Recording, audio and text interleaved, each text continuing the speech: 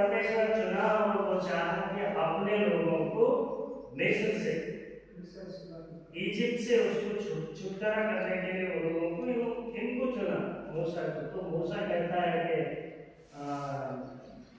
निर्गमन पुस्तक में 2 अध्याय में, तो तुम जाओ और फरो से बात करो। तो उन्होंने, वो घबरा गया, मैं क्या बात कर सकता हूँ उसके पास, तो हम कई डीसी का ऑफिस में जल्दी नहीं पहुंचते क्योंकि वहाँ गार्ड्स रहते, पीवन्स रहते, वो हमको अंदर नहीं भेजने देते। लेकिन परमेश्वर कहते हैं कि जा, मैं हूँ तेरे साथ रहूंगा। 3 अध्याय के 14 वचन में, यदि मुझे नाम पूछा गया तो मैं क्या बोलूं? परमेश्वर का नाम क्या है? जो हूँ सो हूँ। मैं जो हूँ सो हूँ। मैं जो हूँ सो हूँ। मैं हूँ, वो इंग्लिश में क्या होता है? आई के साथ एम आता है, आई एम। वो ही के साथ नहीं आता और यू के साथ नहीं आता।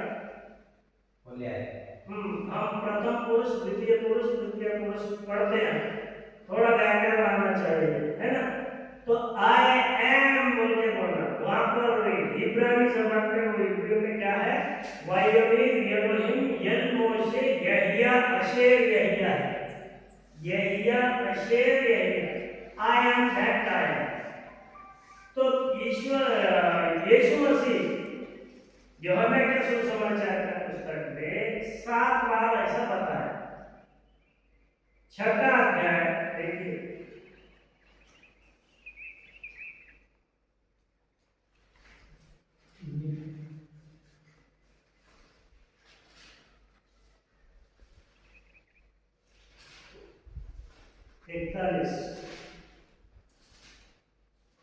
इसीलिए यहूदी उस पर कुड़कुड़ाने लगे क्योंकि उसने कहा था, जो रोटी स्वर्ग से उतरी वह मैं हूँ।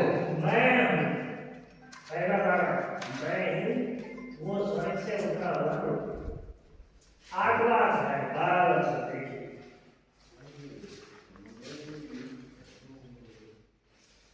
यीशु ने फिर लोगों से कहा, जगत की ज्योति मैं हूँ। जगत की ज्योति मैं हूँ। जो मेरे पीछे होनेगा वह मैं एक बार पहले जीवन का रोटी हूँ, स्वर्ग से आया हुआ रोटी हूँ। और 8वां अध्याय का 12 वचन में मैं ही जगत का ज्योति हूँ। 8वां अध्याय के 98 वचन पढ़िए। 58। यीशु ने उनसे कहा, मैं तुमसे सच सच कहता हूँ कि पहले इससे कि इब्राहिम उत्पन्न हुआ मैं हूँ।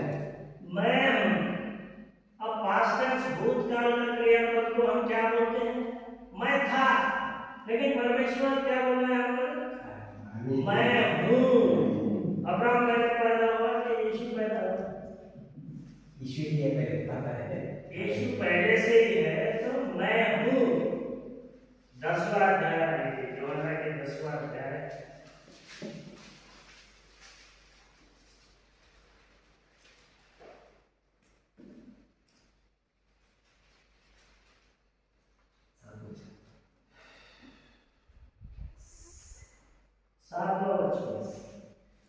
तब यीशु ने उनसे फिर कहा, मैं तुमसे सच सच कहता हूँ, भेड़ों का द्वार मैं हूँ। द्वार मैं हूँ, मैं। और 11वां अध्याय का 25वां वचन, वहां पर लाजर मर गया, मार्था मरिया रो रहे थे। वो यीशु ने उनसे कहा कि तुम्हारे भाई नहीं मरा, वो जिएगा, जी उठेगा। तो वो क्या बोले? हम मानते हैं कि आखिर में, अंत के समय में वो उठेंगे, लेकिन 25वां वचन पढ़िए। यीशु ने उससे कहा, पुनरुत्थान और जीवन मैं ही हूँ। मैं ही हूँ, पुनरुत्थान जीवन मैं हूँ। 14 वचन है, 14 अध्याय है, 14 के 6 वचन। यीशु ने उससे कहा, मार्ग और सत्य और जीवन में ही हूँ। यहाँ पर तो तुमसे बात कर रहा है, उसका चेला ही है, लेकिन वो कहता है कि मुझे तो मार्ग नहीं मालूम, किधर जाना है प्रभु जी देखें। यीशु उनसे कहता है कि मैं ही क्या हूँ? सत्य, मैं ही मार्ग सत्य और जीवन, मैं हूँ। 15वां अध्याय पहला वचन, सच्ची दाखलता मैं हूँ। सच्ची दाखलता मैं। दाखलता वो होने के बाद हमारा क्या काम क्या है, उसमें हम क्या है? दाखलता में हम क्या है? क्रिश्चियन लोग क्या है? आटे उनका क्या है? डालियाँ हैं। डालियां है। डालियों का काम क्या है? फल देना। जो डाली है, जो डाली कौन सा नाम का है, वही फल ये देना होगा। अगर वो डाली है दाख का है, दाख लगा है, तो क्या फल क्या देना? द्राक्षा ही देना था। वो छोड़ के अलग दिए तो डिनोमिनेशन जो भी है, जितने भी इंडिपेंडेंट है, वो फल नहीं दे रहे। डिनोमिनेशन बोलकर ही बोल के नहीं बोल रहा मैं, इस दुनिया के सभी लोग जो वचन के अनुसार नहीं है, उनका फल वो नहीं है। फल क्या होना चाहिए? जो दाखलता है वही दाख दे रहा है फल। पढ़िए उसमें 5वां वचन, वही 15:4। मैं दाखलता हूँ, तुम डालियाँ हो। जो मुझ में बना रहता है और मैं उसमें वह बहुत फल फलता है। जो कोई उसमें बना रहता है वो फल देगा, बहुत फल देगा। फल नहीं है लेकिन हम क्रिश्चियन लोग, तब क्या करता हूँ? डालियों जिसमें फल नहीं है वो डालियां चुप नहीं रखता, देखता हूँ 1 महीना 2 महीना 10 साल देखता हूँ, बाद में उसे काट कर किधर डाल देता है? आग में डाल देता है। तो हम याद रखें भाइयों, परमेश्वर का वचन ही सच्चा वचन है। अगर सत्य को ढूंढना है तो इधर आइए, वही बैक टू द बाइबल बोल के बोल रहा बाइबल। दूसरे तरफ मत जाइए, मैंने वो बहुत बड़ा प्रसंग है, उसका बात मत सुनिए। लिखने वाला कौन है यहाँ पर? बाइबल पवित्र आत्मा का प्रेरणा से लिखा गया है। इस वचन के अनुसार अगर हम चलते हैं तो परमेश्वर खुश हो, ज्यादा फल मिले वैसा करेगा। और हम किसके लिए प्रयास करते हैं?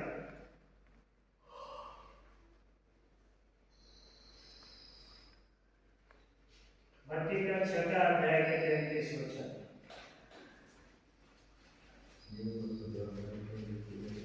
उसका राज्य और हिंदी में पढ़िए, मराठी में पढ़िए। इसीलिए पहले तुम परमेश्वर के राज्य और उसके धर्म की खोज करो, तो ये सब राज्य का और नीति का खोज करो। फर्स्ट सर्च द, क्या है वो? Kingdom of God and his righteousness बोल के है, उसका रास्तबाजी, उसका बादशाही और रास्तबाजी, उर्दू में ऐसा कहा, उसका तलाश करो। लेकिन हमारे कन्नड़ा बाइबल में यहाँ गलती हो गई, हुಡುಕ್ರಿ ಅಂತ ಇಲ್ಲಿದಾಗ ಯಾರದ ತವಕಲ್ ಪಡೆಯಿರಿ, ತವಕಲ್ ಪಡೆದ್ರೆ आगे ಹೋಗ್ತಾ ನಿಂತಿದೆ ಅಂತ हुಡುಕ್ರಿ, उसे ढूंढो। कहाँ ढूंढना? अभी राज्य क्या है? मत्ती का 16 राज्य क्या है?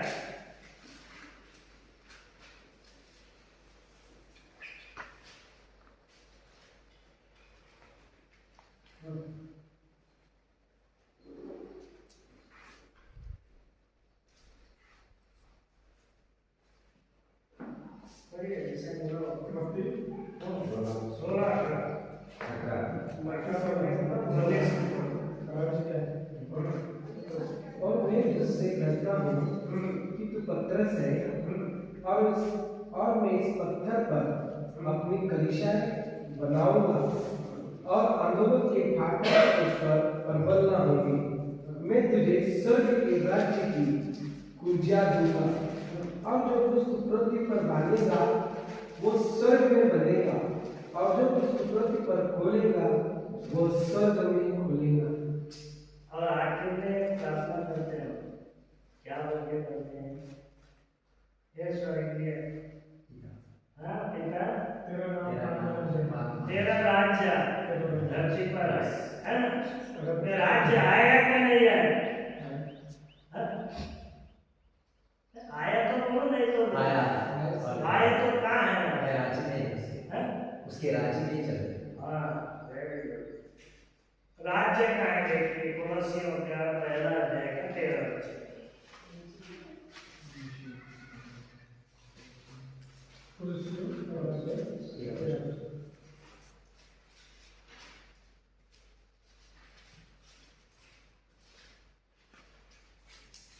प्रिय पुत्र के राज्य में प्रवेश कराया।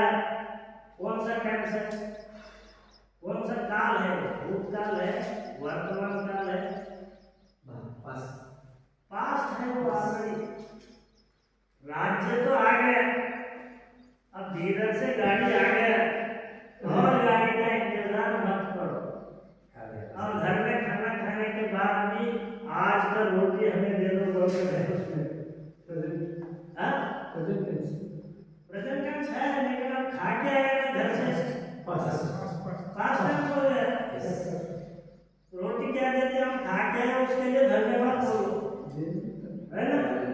काम मर गया तो भी रोटी दो, और किधर शादी हो गई तो रोटी तो मैं खाएगा नहीं, अभी आगे है बनाए। घर में 1 महीने का राशन बना जमा करके भी आके वही प्रार्थना करते। 2 चीजें वहां पर ऑलरेडी हो गए। सो है, एक प्रभु का राज्य आया हुआ है, दूसरा क्या है? खाना खा के आए, तीसरा उसमें यीशु का नाम का है। अब कौन सा भी प्रार्थना हम करते हैं, किसके नाम से करते हैं? हाँ, in the name of Jesus, यीशु का नाम से हम करते हैं। क्योंकि इस्राएल का राजा, इस्राएल का परमेश्वर यहोवा के नाम से हम जानते हैं, लेकिन यहोवा भी वो लोग नहीं बोलते। आज भी तुम यूट्यूब में देखो, जहां जहां वो आता है वो वर्ड YHWH अदोनाई बोल के बोलते हैं। अदोनाई बोले तो प्रभु बोलकर होता उसका मतलब। हम छोटे जब थे वो बाइबल में बराबर था, लॉर्ड बोलते हैं, वही करेक्ट है। यहोवा जहां जहां भी आया वो टेट्राग्राम होने की वजह से उसमें क्या नहीं है? स्वर नहीं है, व्यंजन है वो चारों, उसके लिए उसका उपयोग नहीं होता है ना? तो हमें कौन सा नाम चाहिए? कोलोसियों के 3 अध्याय के 17 वचन देखिए।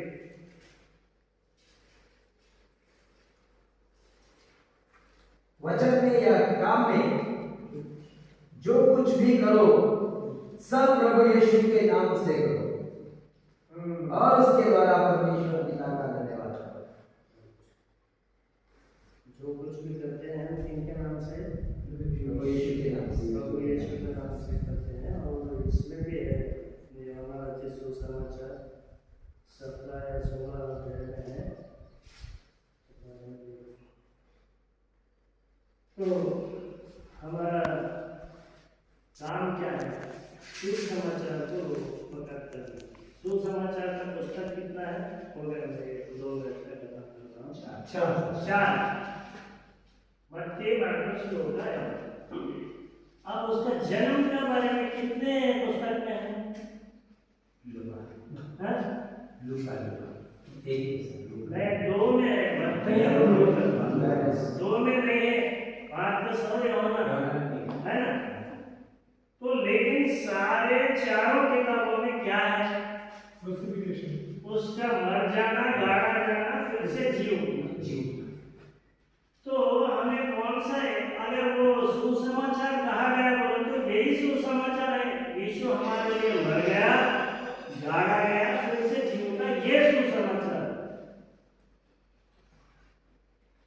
पहला करंती का 15:1-4।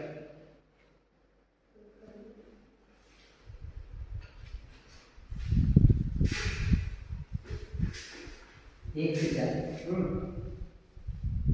हे भाइयों, अब मैं तुम्हें बड़ी सुसमाचार बताता हूँ जो पहले सुना चुका है या सुन चुका है, जिसे तुमने अंगीकार भी किया था और जिसमें तुम स्थिर भी हो, उसी के द्वारा तुम्हारा उद्धार भी होता है। यदि उस समाचार को जो मैंने तुम्हें सुनाया था स्मरण रखते हो, नहीं तो तुम्हारा विश्वास करना व्यर्थ हुआ। इसी कारण मैंने सबसे पहले तुम्हें वही बात पहुंचा दी जो मुझे पहुंची थी कि पवित्र शास्त्र के वचन के अनुसार यीशु मसीह हमारे पापों के लिए मर गया और गाड़ा गया और पवित्र शास्त्र के अनुसार तीसरे दिन जी भी उठा। यही सुसमाचार है, यही तारण देने वाला सुसमाचार। वो पैदा हुआ वो भी सुसमाचार हो सकता है, लेकिन वो तारण उसमें से नहीं है। हमें जो अब पुराना नया नियम जो है ना, दोनों किस पर है आधारित? किस पर है? जुना करार नवा करार किस पर आधारित है? उसमें इम्पोर्टेंट क्या है? पुराना नियम में क्या है, नया नियम में क्या है? पुराने इसमें बेटा पता जन्नत का और नए इसमें लाइफ जीसस है। परमेश्वर का आत्मा का आना जाना था पुराने में, नया में साक्षात वो उसका बीत हो गई। पुराना नियम यीशु मसीह पे डिपेंड इसलिए है, वो आएगा, और नया नियम इब्रानियों का पुस्तक 9वां अध्याय के 22वां वचन।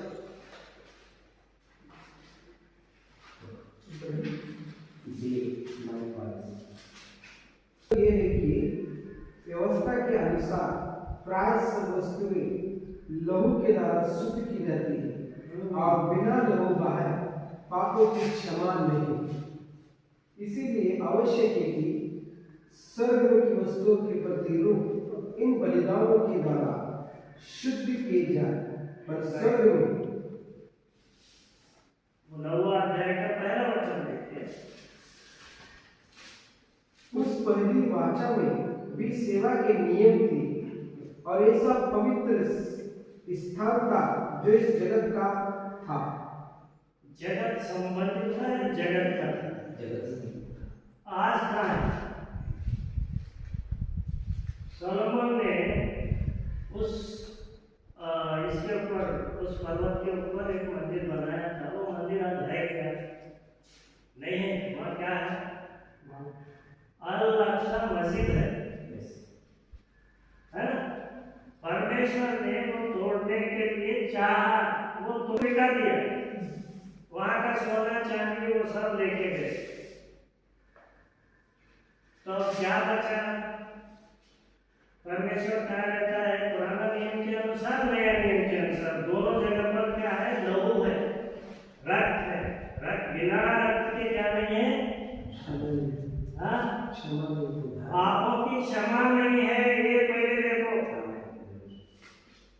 परमेश्वर का आत्मा आता था जाता था, वो नहीं। लहू था। किसका लहू था? प्राणियों का बलिदान था पुराना नियम में।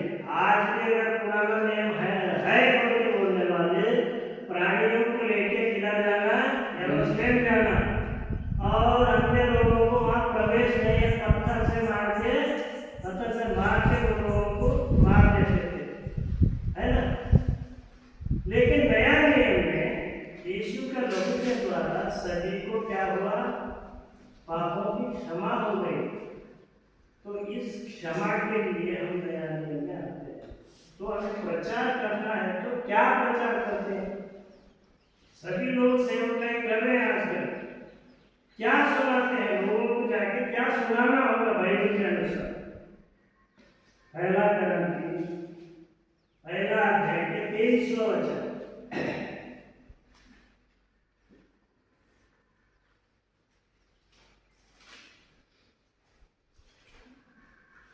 परंतु हम तो उस क्रूस पर चढ़ाए गए हुए मसीह का प्रचार करते हैं। हम तो उस क्रूस पर चढ़ाए गए मसीह का प्रचार करते हैं। करना चाहिए सभी लोग ऐसे। चंगाई का नहीं, क्रूस पर चढ़ाए तुम कितने भी चंगाई करो, एक दिन मरना तो तय है। तो इसका मरना और इसका जी उठना, हमारे पापों का धोना, इसका प्रचार इसमें आता है। नया नियम यही बताता है। नहीं, पुराना नियम भी शाश्वत है, शाश्वत नहीं। 8वां 9वां 10वां अध्याय आप इब्रियों का पुस्तक पढ़िए,